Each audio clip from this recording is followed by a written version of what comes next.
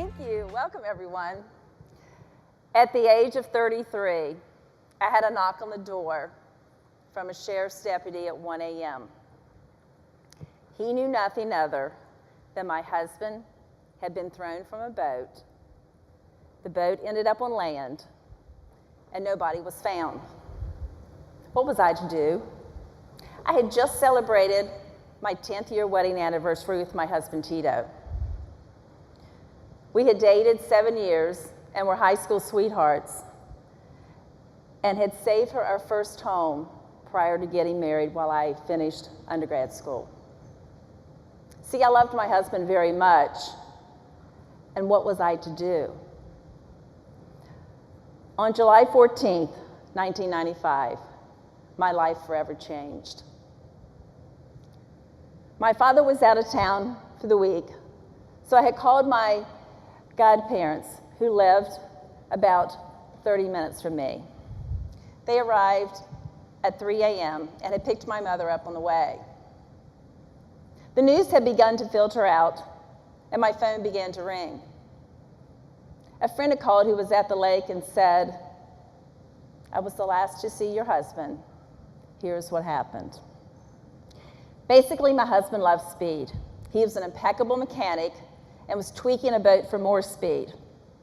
When the driver went to take a turn, he neglected to put the trim tabs down and threw everyone on board out, including my husband, who was missing.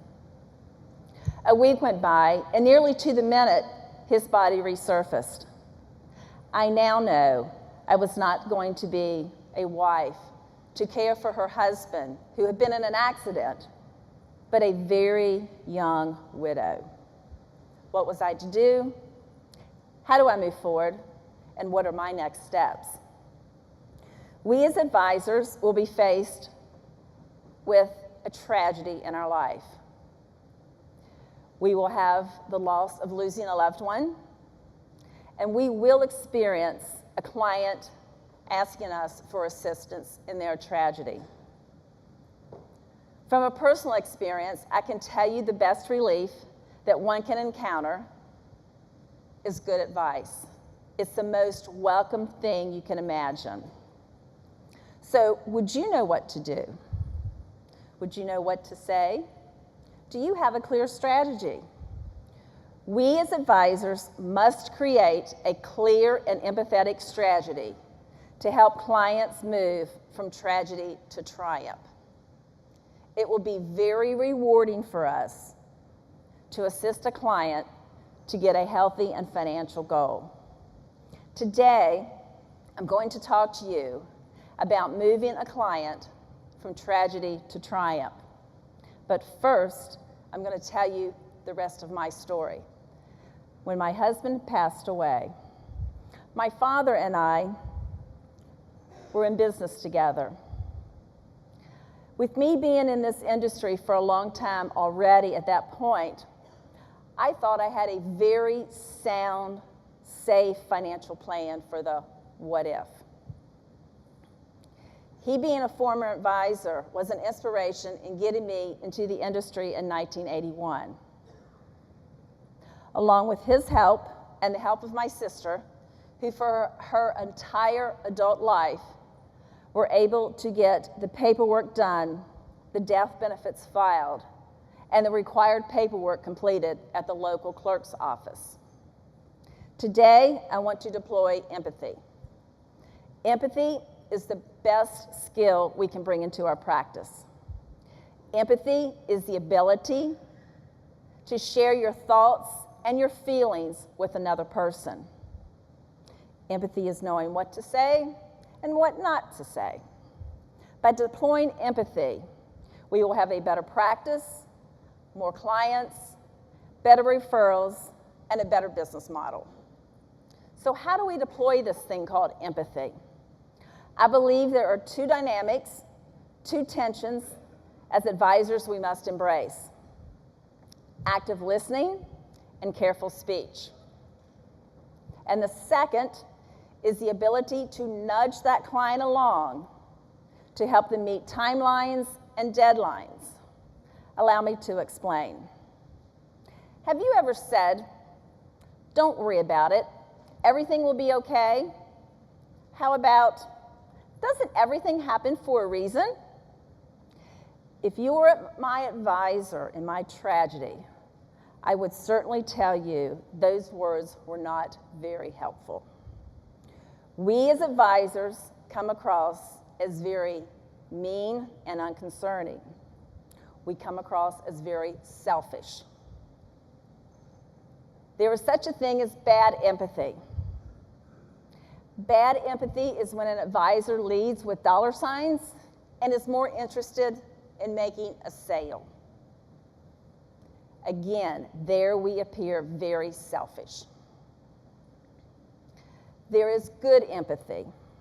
And good empathy, for me, was just a hug, checking in to see how I'm doing, or just the words to say, "I am so, so sorry."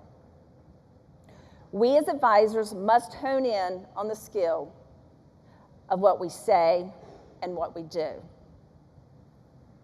If you do not know how to be empathetic and do not know what to say and to do, we have amazing resources within our community. The first is the clergy.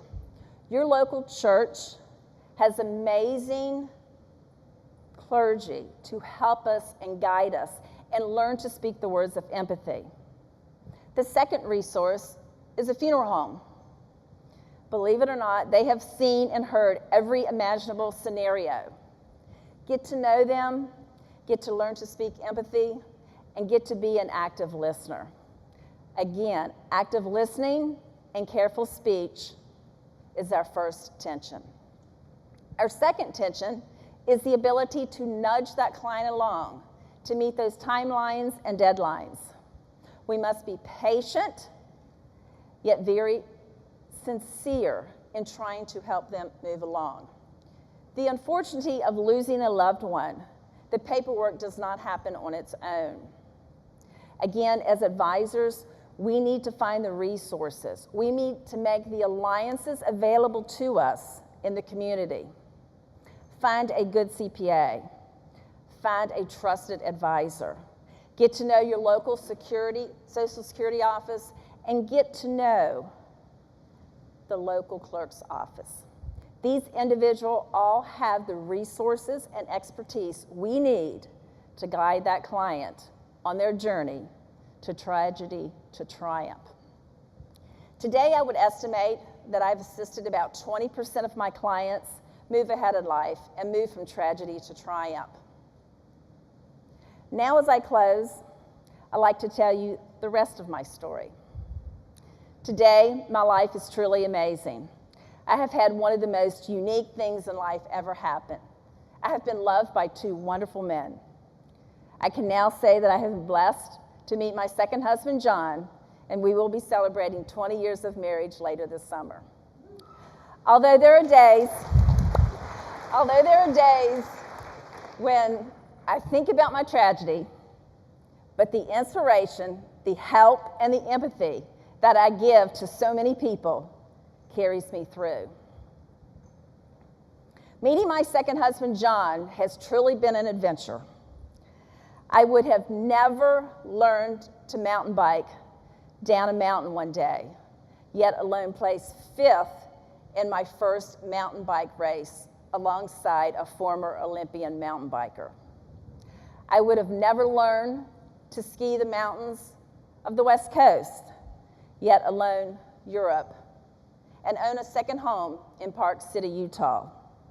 And I can tell you confidently, I would have never been proposed to on a chairlift and told I could not run.